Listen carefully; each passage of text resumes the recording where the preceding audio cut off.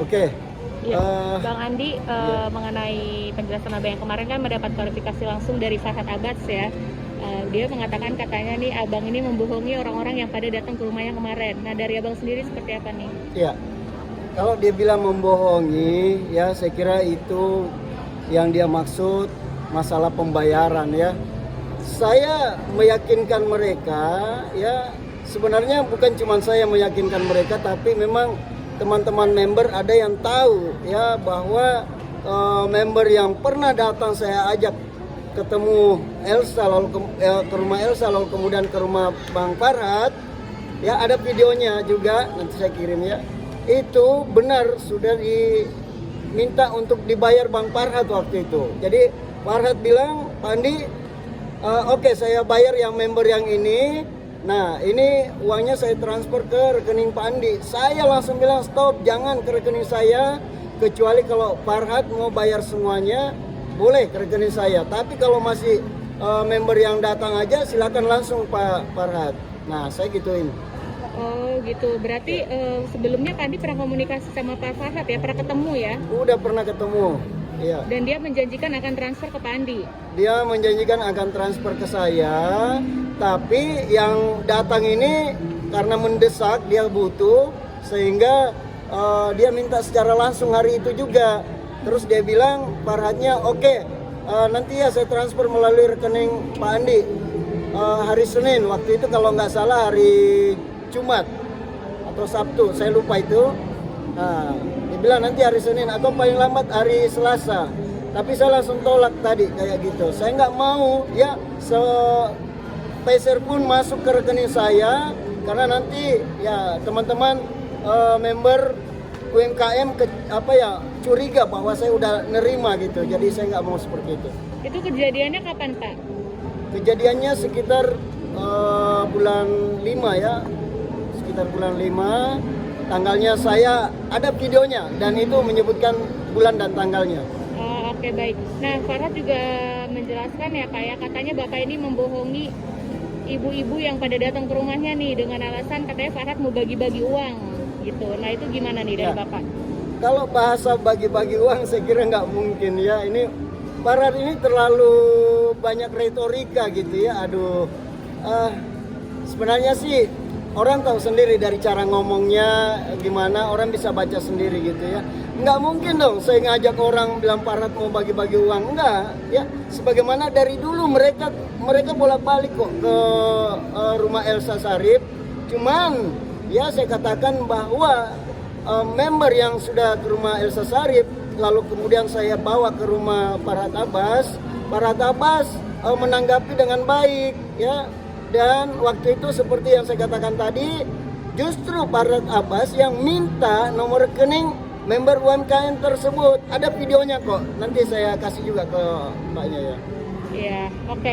Pak, jadi memang sebenarnya Bapak balik lagi ke situ karena bulan 5 itu ya, ada alasannya ya, makanya mulai mengajak lagi teman-teman. Ya. Nah, Farhad pun di sini kan membantah nih Pak, katanya kalau misalkan memang mau menuntut, harusnya Bapak ini menuntut perusahaan UMKM ini. Kenapa harus ke Farhad gitu? Karena kan yang berurusan ini Farhad dan bos-bos Bapak itu. Ya, kalau masalah nuntut UMKM, jujur saja, saya bersama rekan-rekan member UMKM itu sudah menuntut ke sana. Waktu itu kita sempat demo berulang kali, baik di kantornya maupun di rumahnya. Dan owner perusahaan tersebut memberikan ya beberapa pembayaran waktu itu. Namun tidak penuh, tidak full, ya hanya sebagian kecil aja. Dan itu hanya yang datang aksi aja waktu itu yang dia temui berkelanjutan, dan janjinya akan memberikan sepenuhnya kalau sudah dibalikin nih dananya dari dana titipan itu yang dari Elsa, Vidi dan Farhad. Nah, kemudian cukup waktu lama gitu kami meminta bukti. Benar nggak nih ada 80 miliar ya di Elsa, Farhad dan Vidi gitu. Nah, kebetulan dia kasih bukti itu berupa bukti transfer yang mana totalnya di situ 50 lebih. Ada 55 lebih sebenarnya, tapi kami minta waktu itu surat kuasa dan surat pernyataan di 50 aja waktu itu. Nah, itulah yang kami menjadikan dasar untuk bolak-balik ke rumah Elsa, bolak-balik ke rumah Farhat juga. Dan setiap bolak-balik itu ya mungkin bagi member yang memang rajin untuk bolak-balik mungkin diselesaikan secara ke dalam. Tapi bagi saya nggak pernah mau diselesaikan kecuali semuanya member UMKM yang memang membutuhkan. Jadi kalau bilang ya kami pencemaran nama baik dan memang kami nggak cukup bukti untuk menagih dalam hal ini, tentunya laporan-laporannya sudah dilayangkan di beberapa polsek, polres setempat, bahkan mungkin ada juga di Polda ya, karena dia sering bilang bahwa kami udah laporkan tuh bla bla bla, tapi buktinya saya nggak pernah dapat undangan kok ya, nggak pernah dapat undangan. Makanya ini saya bilang ini hanya sekedar menakut-nakutin aja. Bagi teman-teman member itu banyak yang merasa takut, merasa merupakan ancaman gitu, tapi kalau saya sih saya udah yakinkan mereka bahwa saya aja ya sering disampaikan bahwa akan dilaporkan, tapi yang nggak ada satupun laporan itu yang sampai mengundang saya gitu loh dari pihak kepolisian. Iya, oke. Pak, kalau boleh tahu yang menggiring Bapak nih sampai akhirnya mungkin bisa terbilang berjuang banget ya untuk hak-hak para teman-teman member ya. Ya. Gitu kan, sedangkan kan itu kan uang itu urusannya kan antara owner dan pengacara-pengacara itu Pak gitu. Siapa yang mendorong Bapak nih buat sampai akhirnya ikut turun tangan juga? Oke, sebenarnya kalau yang mendorong sih memang itu tadi alasannya ya, bahwa owner, pimpinan perusahaan dalam hal ini bisa memberikan dana kepada member UMKM yang memang menuntut dananya karena pasang iklan tapi iklannya nggak tayang ya. Memang sih putusan inkrah daripada hasil putusan di pengadilan itu jual beli slot iklan putus, artinya jual beli. Tapi yang dibeli ini ya tidak memuaskan bagi teman-teman member UMKM tadi karena slot iklannya nggak tayang, ya nggak tayang. Nah kemudian disitulah mereka teman-teman meminta bersama saya selaku koordinatornya juga, lalu kemudian nggak diberikan secara penuh dan alasannya itu tadi ada dananya yang masih ditunggu. Dan dana ini saya tahu mulai dari awal saya memang udah diberikan surat kuasa untuk penagihan, tapi bukan untuk kemeja hijau, apalagi maksudnya ke kepolisian gitu ya.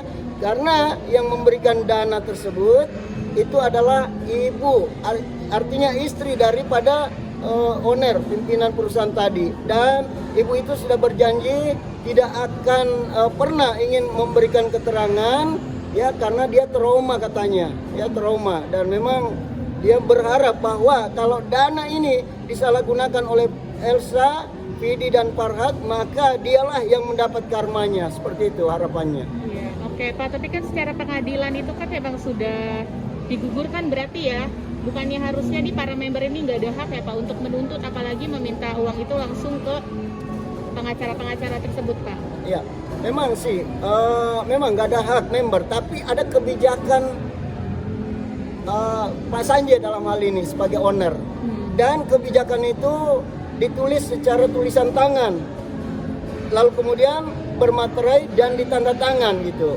Jadi kalau masalah kebijakan untuk pembayaran ke member, utamanya member UMKM ya terkait dengan pembelian slot iklan memang nggak ada kewajibannya di situ. Kami semua paham, tapi di sini kami tetap memperjuangkan karena dalam hal ini banyak yang dirugikan. Masa membeli lalu kemudian yang barang dijual nggak didapatkan. Nah inilah ada kebijakan di sini, ada kebijakan dan ini secara resmi tertulis tangan dan banyak saksinya. Bahkan member-member tahu bahwa saya diberikan sepenuhnya melalui telepon juga bahwa tolong, selalu dikatakan bahwa tolong Pak Andi urus, bantu member-member yang memang menderita gitu ya, yang memang kesusahan, yang memang ingin haknya itu bisa mengembangkan usahanya kembali gitu. Baik Pak. Oh ya Pak, kalau boleh tahu kenapa sih member-member itu nggak langsung aja menuntut para ownernya gitu? Udah nuntut. Tapi si owner itu jadinya melemparkan lagi ke pengacara ya, bahwa silakan kalau bisa uangnya ambil ke pengacara. Benar seperti sekali. Itu Pak?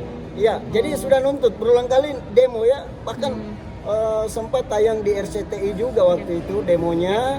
itu member-member dan itu kami lanjutkan, lalu kemudian ada yang dibayarkan waktu itu, kemudian janjinya tunggu masih ada dana yang ditunggu, dana titipan yang ada di Elsa, Pidi dan Farhat. Tapi kemudian berlarut lamanya ya kami demo lagi dan akhirnya diberikanlah surat kuasa dan itu disetujui oleh para member yang demo waktu itu. Isi dari surat kuasanya apa Pak?